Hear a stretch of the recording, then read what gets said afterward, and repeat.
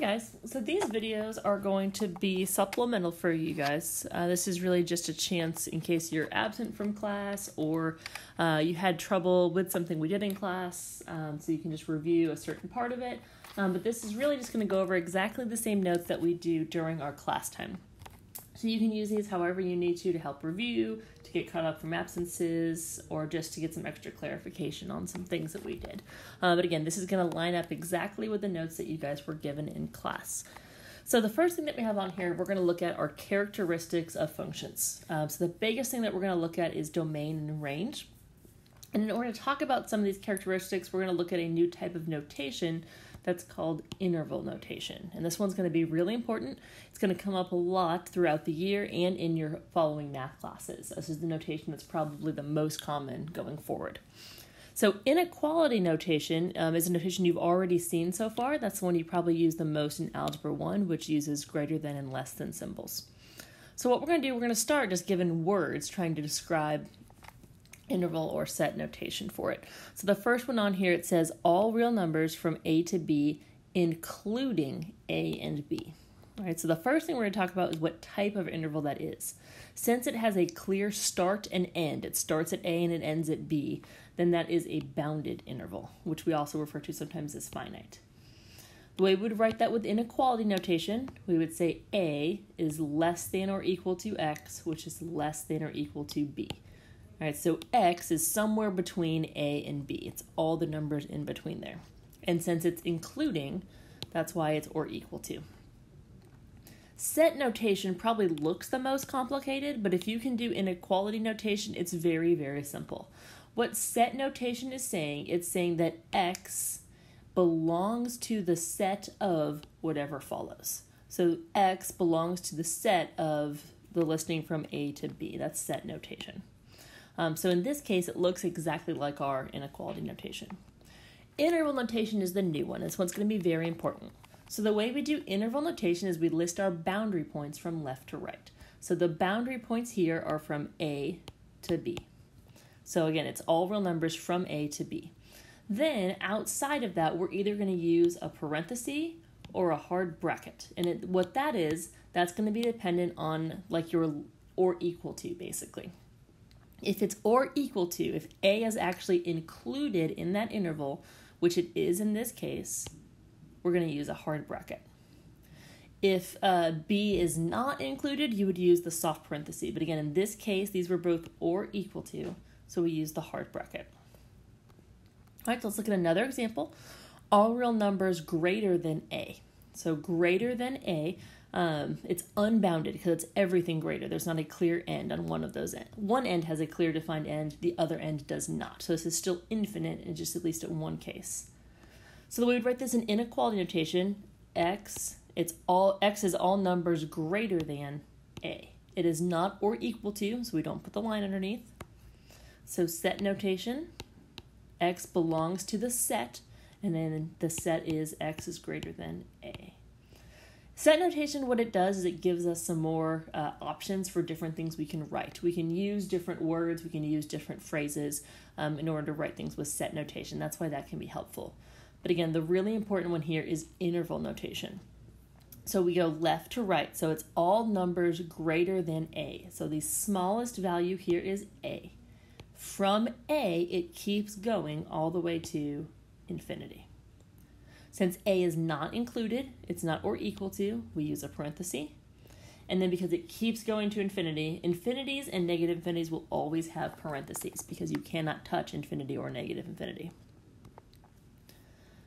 All right, now let's look at the next one. All real numbers less than or equal to A. All right, less than or equal to A. This is also going to be unbounded because on one end, it's all numbers that are less than it.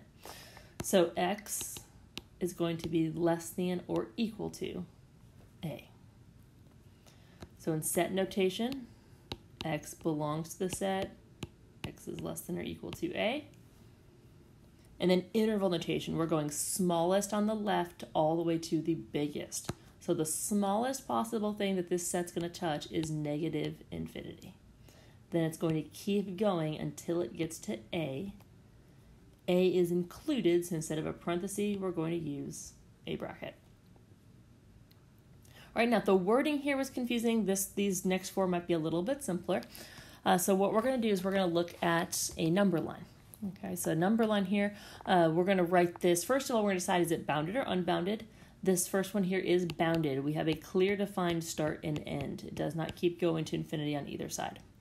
Inequality notation, this is what you've done in previous math courses. So x here is going to fall somewhere between those two middle numbers. So on the left, I would have -3. -3 is less than or equal to x. And then that is less than 4. So x falls in between those two numbers. Again, set notation, very similar to inequality. We just have that extra saying x belongs to that set. All right, so now let's look at interval notation. So smallest to biggest. The smallest value on here is -3. The largest value on here is 4. -3 is a filled-in circle, so that is a closed bracket. 4 is an open circle, so that is going to be a parenthesis. All right, so now we're going to look at our next graph. This one is unbounded. Because if you notice, we've got that arrow there, it's continuing to go to infinity. All right, so since this has the highest point we know, and every other point is less than 3, since all those values are less than 3, we would say that x is less than or equal to 3, and that would be my inequality notation. Set notation, again, x belongs to the set. X is less than or equal to 3. And then interval notation. So smallest possible value here is going to be -infinity.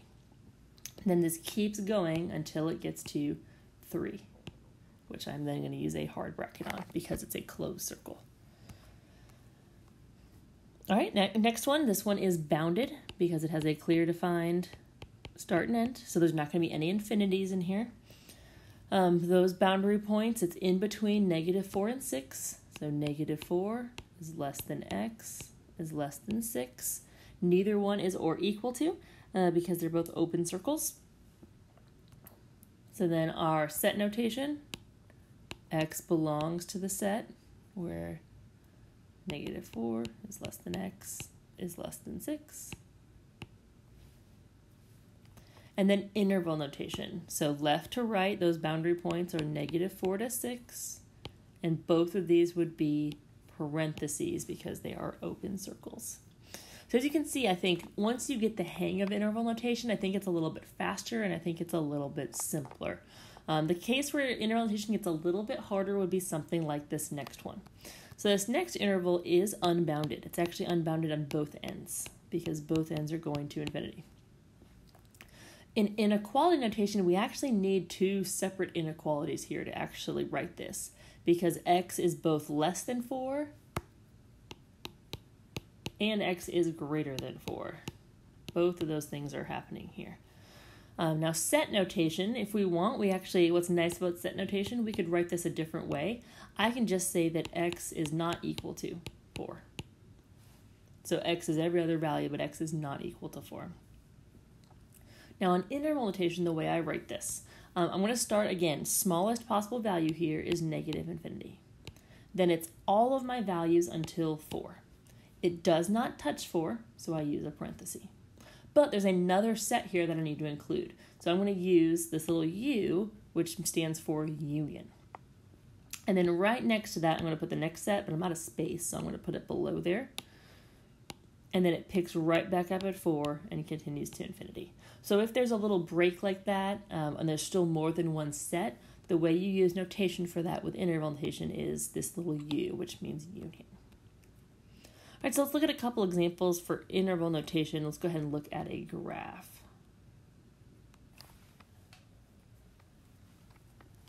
All right, so we're going to talk about domain and range now. So this is a really common application of that interval notation. Remember, we talked about this back in Algebra 1. Domain are the x values. We look at those from left to right, especially when we're using interval notation. Range is the y values. We look at those from bottom to top. So what we're going to do here is we're going to look at this graph and we're going to write the domain and range, and we're going to use just interval notation here. Now, it is good practice to do inequality and set notation, but we're really going to focus here on interval notation because that's the new one. All right, so let's start on this first graph. Let's look at domain. So again, domain is talking about x values. We're going to go left to right. So the farthest left that this graph goes, the farthest point to the left is that closed circle that we have there at negative 1, 2, 3, 4, 5, 6, 7. So the farthest left my domain goes is negative 7. Since it actually touches that point and it's a filled-in circle, I'm going to use a bracket. And if you look up here in your notes, there's a little cheat sheet there. Filled-in circles is brackets. Those are the or equal to's. Open circles, those are the not equal to's and the parentheses. All right, then we look at the farthest right this graph goes. So if you look, the farthest right of this graph is actually an arrow. That means that this graph is going to keep going to infinity, and infinities always have parentheses. All right, then let's talk range. Range, sometimes people flip that. Range, remember, intervals are always smallest to biggest. So range, the smallest numbers are at the bottom. So we look at the bottom of this graph first. And the lowest point on this graph is that arrow. That arrow is going down to negative infinity. Then we look at the top of this graph, and the highest point on the graph is up here. That y value is 1, 2, 3, 4, 5, 6, 7, 8. So this is from negative infinity to 8. All right, let's look at number 2. Again, domain. Domain is going to go left to right. The farthest left this graph goes would be negative 1, 2, 3, 4, 5, 6, 7. So negative 7 is the farthest left. It's a filled-in circle, so that should be a closed bracket. The farthest right this graph goes is 2. That's an open circle, so that's a parenthesis. Range, we look bottom to top. So the lowest point on this graph is that open circle. That open circle is at negative 1, 2, negative 6. Because it's an open circle, it needs to be a parenthesis. And then we look at the highest point on this graph. So the highest point in the graph is up here at 9. And then this one at the top of the graph, if you notice, it's not clearly an open or closed circle, but because it does actually touch that point, the graph does touch it, that is going to be a hard bracket. Because if we wanted to put a circle there, that point on the graph really is there. So that is a clear defined endpoint. It does touch 9. All right, next one on here, domain left to right. So farthest left is my open circle. So I need to find the x value there, which is at negative 8. Parenthesis, because it's an open circle. And then this one keeps going, as that arrow is going to continue to the right, and that graph keeps going to infinity. Range, bottom to top. The lowest point in this graph is that arrow, which is going to negative infinity. Then the highest point on that graph is that same open circle, but now we care about the y value, which is at 9. All right, and the last one on here, again, let's look domain. All right, my domain is left to right. So I'm going to start on the far left. There is an arrow, so that is going to be negative infinity. Then if I follow this graph has a little gap right here. But if you notice, both of those points are still included in the domain. So it doesn't skip any values. So my domain continues until I get to this arrow here at the end. So then the domain would end at infinity.